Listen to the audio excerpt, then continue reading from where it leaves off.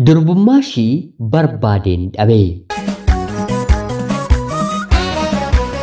Ani maqaan kiyyaa Caaliin jedhama. Kanan dhaladheetti guddadhe Jiituu Magariituu Oromiyaa keessatti. Barnoota kiyyallee kutaa 1 hanga 12tti seeraan maatii koo biratti baradhee xumureera. Kutaa 12ffaa akkuman xumureen Yuunivarsiitii Wallaggaa seeneen barnoota elektirikaal injinaringiitiin barachuu jalqabeen milkaa'een qabxii gaariidhaan eebbifameen hojiidhaaf gara magaalaa Finfinnee deemuun carraan Adaamaa na kaasistee buufata elektirikaa Itoophiyaa damee Adaamaa jalatti hojjechuu ergan jalqabee har'a waggaa 4 xumureera.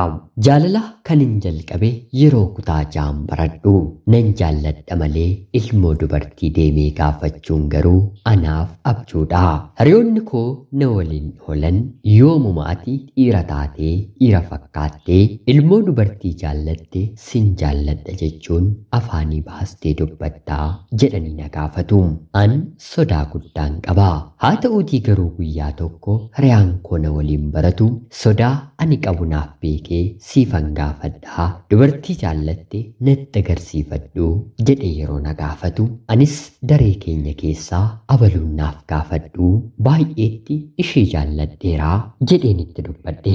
Yeroo kana inni harka kiyya na qabee deemee bakka mucayyoon kun teessu na geessuun nagaa erga wal nu gaafachiisee booda gurra isheetti si gaafachuu sodaateeti malee baay'ee si jaallataa haasofsiisinii booddeen deebi'a jedhee walitti nu dhiisee deeme.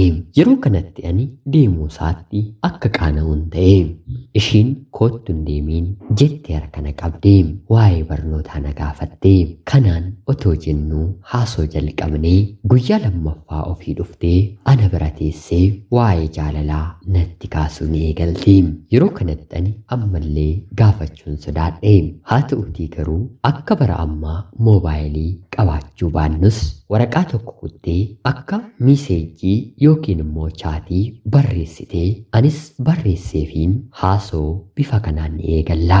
Naannoo torbee tokkoofis suusii nutti ta'ee booddee irratti habaaboo jaalalaa waliif kaasnee waliif erguu jalqabne. Kanaan booddee anis gara fedhetti haa ba'u jedheen si jaalladheen jira jedheen yeroon isheetti dubbadhu durseen namarraa dhagahee jettee naaf deebiste. Yeroo kanatti baay'ee mana ajaa'ibsiifame. Hiriyaa kootiin guyyaa sana maalitti himtee deemtee jedhee yeroon gaafadhu akka ati ishee jaallattu tooruma tokkoon itti himee kanati ji'oota hedduu rakkachaa turte jedhee natti dubbate. Anis gammadee isheenis eeyyamamtuu taatee jaalala ni jalqabna. Kutaa 7 bifa kanaan jalqabnee kutaa 8 xumurree kutaa 8 booddee garuu gaa'ela baadiyyaa kanaaf safuudhaatii abbaa itti heerumtu otoo hin beekiin maatiin ishee heerumsiisanii. Yeroo kana gadda guddaatu natti dhaga'ame. Nama sana deemeen hanga ajjeesuuf ga'utti yaadaan ture. Haa ta'uutii garuu miirumatu akkana na godha malee kaballaa nama tokkorraa dargaggeessaaf hin turre. Kanaan booddee takkaa dubartii waliin haasoo waan hin jalqabeef kutaa 9, 10, 11, 12 jaalallee dhaabbataa tokkollee otoo hin qabatiin tokkorraa tokkotti tokkorraa gara biraatti otoo hin darbuu barnootan dabarse. Dur sodaatiin hiriyoota koo biratti kan hin beekamu amma garuu ija baafataan ta'e. Ofii jaalladheen mitii hiriyoonni koo jaallatanii maqaa dubartii tokko nu gidduutti yoo kaasan ganama anatu maddii dhaabbata. Fakkeesseen hanga isheen wanta ani barbaadnaaf kennitutti jaalala isheedhaan midhaan nyaachuu akka hin dadhabe nama akkana jibbisiise ishii malee jireenyi akkanaan taane jedheen waa hedduudhaan gurra mureen afaan ishee kaa'a. Kanaanis dubartoonni hedduun sirriitti na beeku. Ati moo kuruphee jedhanii kan naaf moggaasanis hin dhibamanii. Kanaan otoo hin jiru barnoota koo hanga kutaa 12tti xumuree qabxiin gaariis naaf dhufee Yuunivarsiitii Wallaggaa seeneen barnoota ni eegala. Waggaa 1ffaa hanga 3ffaatti yeroon baradhu hiriyoonni koo na dursanii Yuunivarsiitii seenan. Yeroon kun murteessaa waan ta'eef qabxii gaarii hojjechuu yoo baatte yeroo kamuu baatee hojii hojii argachuu hin dandeessu. Kanaaf jabaattee barnoota kee qofa irratti xiyyeeffachuu qabdaa jedhanii waan na gorsaniif yuunivarsiitii seeneen nama biraan ta'e. Waa'ee dubaraa tokko lamaan waan hin xumureef homaa waan tokkoyyuu natti hin fakkaatu. Qabxii kiyyas bifa gaariidhaan waggaa 3 guutuun hojjedhe. Waggaa 3ffaa akkuman gaheenis mucayyoon biyya keenyaa dhiiran beektu jedhamtu tokko yuunivarsiitii Wallaggaa ishee gahee nu bira barachuu ni dhufti. Silaas yeroo haayiskuulii fi qophaa'inan baradhu dubartii adamseen harka koorra galchuun tokkoffaadha mitiire. Dhalattoota biyya koo yuunivarsiitii Wallaggaa baratan hundumaa durseen torbee booddee mucayyoo dhiiran beektu jedhamtu kanaan dhiirri maal akka fakkaatu barsiisuuf yaalii gochuun eegalee. Haa ta'uutii garuu ulfaatina dubartii tokko safuudha. Ol ka'anii gadi yoo taa'anii wayyaa homaa faara tokkollee naaf hin kennitu. Yeroon si barbaadu qofa koottuu na dubbisiisii. Kanaan booddee mooraa kana keessatti maqaa keetiin maqaa koon balleessiinii. Yeroo biyya turte eenyu akka turte sirriittiin si beekaa jettee dhiqxee lafa na kaa'uu eegaltee. Ani immoo keessa kootti ati eenyudhaa dubartii ishee kaan ni caaltaa'ee jedheen ba'aa fi gala ishee akka nama dhimma gara biraa qabutti hordofeen waliin deemaa. Kanaan otoo jennuu baatii tokko xumurre. Gaaffii tokkos na gaafatte. Na waliin baatii kan galtu ati anaaf maal koodhaa jettee na gaafatti. Haasoon kun otoo bulee hin wayyuuyii haa bilchaatu jedhee yeroon gaafadhu mooraa kana kan hin dhufe ani kaayyoo tokkoo fi barnoota koof akka obbolummaatti na gargaarte yoo ta'e yeroo kamuu na waliin ooltee galuu ni dandeessaa. Kanaan ala waan biraaf sammuu kee keessatti anaan kan qabattu yoo ta'e gonkumaa na waliin hin dhaabbatiinii jettee natti dubbatte. Yeroo kana ani lafan lixuun dhabee dubartootan hanga har'aatti beekurra adda akka taate bifa jaalala dhugaan keessa koo seenuu eegaltee. Dhugumattis nan jaalladheeni. Haa ta'uutii garuu akkan jaalladhe itti monotoon taane bakka isheen na barbaaddetti fiigee dhaqeen qayyabachiiseen biraa deebi'uuni. Yeroo kanatti dargaggoonni biyya koo akka durii guyyaa guyyaadhaan ishee waliin na arguu waan dadhabaniif hin diddeenii. Baatii tokko waliin bu'ee bahee ofirraa ariite jechuun dargaggoonni gara biraa ishee waliin deemuuf yaalii gochuu ni jalqabu. Haa ta'uutii garuu yeroo dargaggoon tokko bilbileenni ishee waamu anaaf bilbiltee abalu bira dhaqeen dhufaa koottu waliin dubbisnaan jetti. Yeroo kana dargaggoonni ishee beellaman keessa isaaniitti maaliif ishee waliin dhuftee jedhanii akkana lolan fuula isaaniirraan dubbisaa. Haa ta'uuti garuu anaaf isaan gidduutti eenyutu moo'aa taphatu waan jalqabameef isaanuma biratti isaan caalaa mucayyoo kana kunuunsuuniin eegalee. Booddee irratti ofuma ishee hiriyoota dubaraa biyya keenyaa dhufanitti akkasaa namni na kunuunsu namni na jaallatu lafa kanarra hin jiru jettee dubbatachuu eegaltee. Baatii ja'a booddees ifaan ifatti isheenis jaalala ana waliin jalqabu akka feetu yaada naaf dhiyeessite. Anis kanuman barbaada mitiire dhamaatii ji'oota amma kanaa booda harka kiyyan galfadhe. Jaalalas waliin eegallee. Waggaa lammaffaa yeroo isheen barattu ani waggaa arfaffaan jalqabaa. Jaalalli keenyi jabaatii itti fufee guyyaa tokko sossubeenuma mana siree yookiin immoo bakkee buluu karoorfadheen fuudhee deeme. Haa ta'uutii garuu dubartiin kun akka jedhan durbummaan qabdu. Kana dura yoo xiqqaate durbummaa dubartoota 5 fudhadheera. Haa ta'uutii garuu kan ishee keessaa ilaaleen nan dhabe. Ati dubartiidha mitii durbummaan kee eessa jira?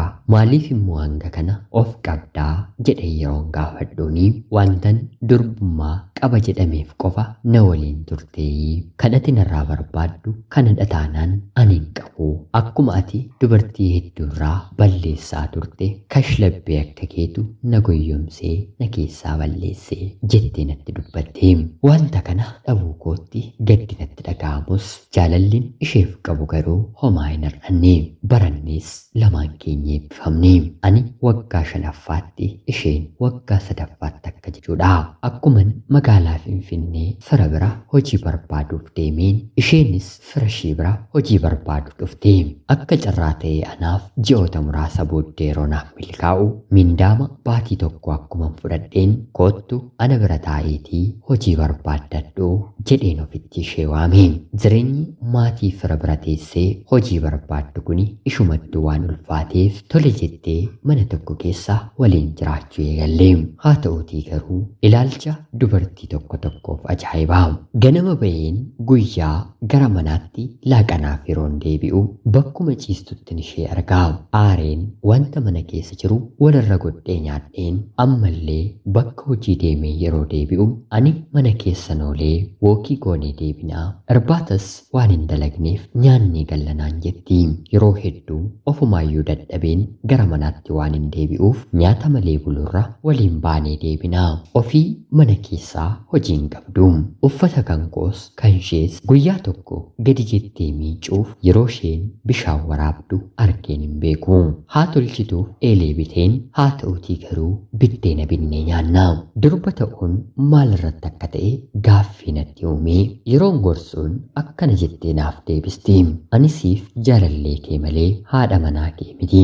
Otuma na fuutee immoo gadi jedheen mana kana keessatti waan akkasiin hojjedhu. Ani kaayyoon koo bakka guddaa ga'uu malee akka dubartootaa gola keessatti gadi goggoofuu miti jettee natti dubbatti. Yeroo dubbattu silaa namni isheen danda'u. Arraba ajaa'ibaa qabdi. Baatii 7 bifa kanaan wal dadhabnee erga waliin turree booda Rabbi carraa banee fi hojii ni argatti. Akkuma hojii argatteen qofaa kiyyatti kireeffadheen jiraachuun barbaada jettee meeshaa bitattee anarraa adda baati. Mindaan kiyya yeroo sanatti baay'ee xiqqoo waan na turteef ba'aatu narraa ka'e.